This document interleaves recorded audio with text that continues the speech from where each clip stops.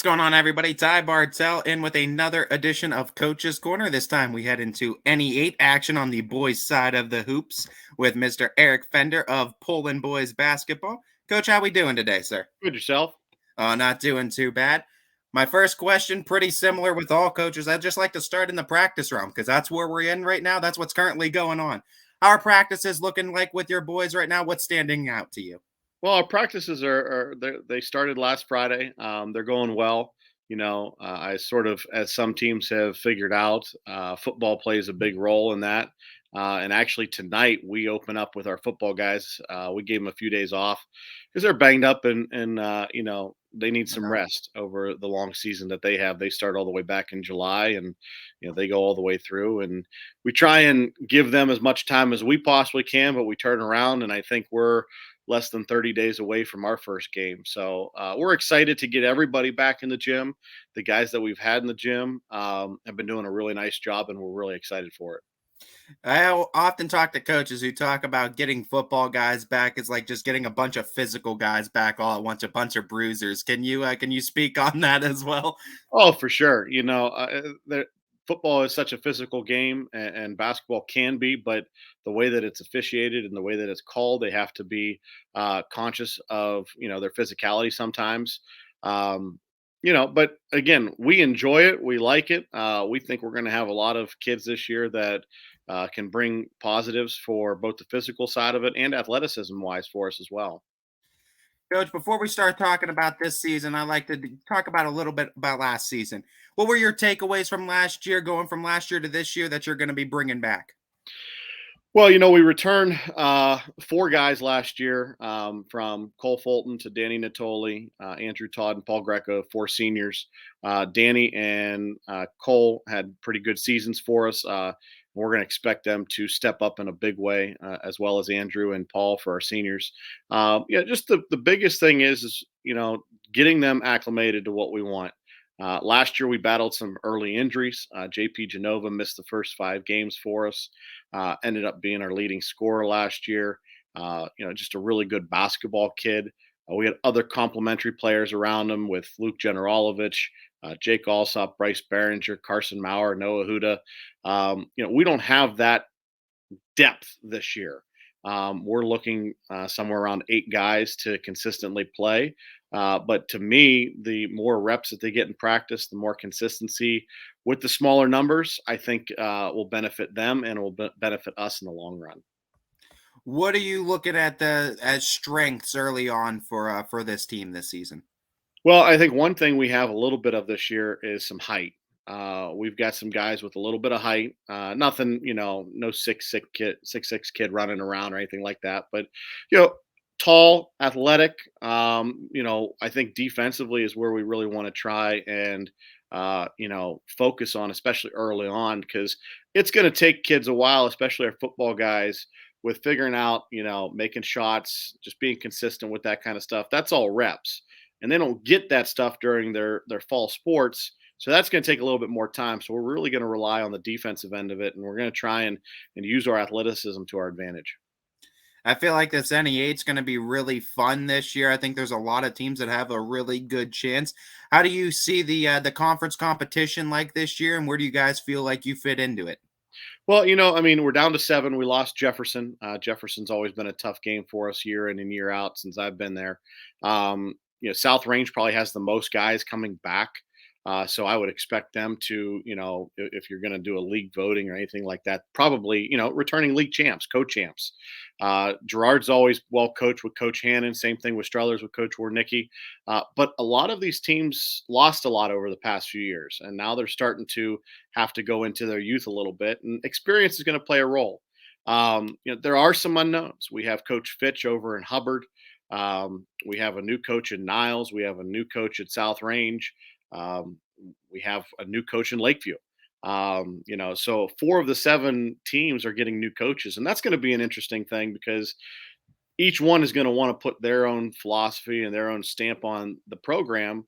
And having just been there 2 or 3 years ago myself, it can take some time, and there's going to be a learning curve both for the coaches and for the players. But it's going You to be fun. talk You talk about keeping that brand, and obviously you want to keep Poland brand basketball the same, but obviously things have to change year in and year out. Do you sometimes they don't though. Sometimes you can bring that similar talent, not much does have to change.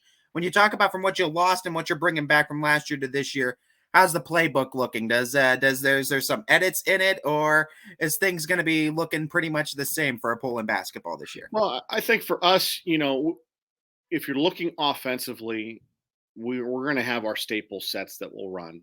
But I think every year, and this is just my own opinion, I try and find new sets, new plays, new things that we can tweak from year to year based on what I think we're going to be good at, or where I think we're going to have the best opportunity to put kids into a position to be successful. As I said last year, I think we were more guard oriented than we were anything. This year, I think we're going to be more post oriented. So there's going to be some different wrinkles and things like that. How much is just going to be based on how fast these kids develop, how quickly they can get out of fall sport mode and into basketball.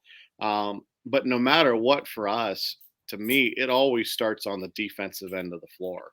And that is the key. And, that's one of the staples that I really want us to hang our hat on is just the defensive side of the ball. The conference slate is always nice because you get those guaranteed games with good teams year in and year out. But the non-conference slate is nice because it gives you the chance to see different teams, see different types of strengths, get different looks before tournament. What are some of these non-conference games that you're excited about for your boys to face and have experience against? One of the things I try and teach our kids is not to look ahead too much. Taking a look at the games that we've had. Boardman's always been a competitive game for us. Coach Birch over there does a really nice job. I know Springfield has lost a lot the past few years, but Coach Brink, he's been around since I've played. And I've got a lot of respect for him. Poland Canfield is always big. Canfield right now is really doing well. They've got big basketball numbers, and to me, they're probably one of the best teams in the area. So that's always a fun game. You get them twice. We go to them early and right around Christmas time, and then they come to us, mid February, I think. So you always enjoy those battles, and with this being Coach Cullen's last go around, that's always a special thing. And then you look at the games like Howland. We lose to Howland last year. I think it was by 2 in double overtime. Those are the games you enjoy. We've got Streetsboro at the end of the year this year coming up, a team from not around our area. So I enjoy those teams that you don't see every year. So it's just those types of things. It's focusing on one game at a time. We picked up Camel. Camel's got a lot of returning players coming back, and that'll be an exciting game for us. Picked up Badger. Badger probably has one of the best kids in the area in Duncan Moy, so that'll definitely be a challenge for our kids. And I'm sure I'm missing one or two more, but it's just the enjoyment of playing different teams and everything like that.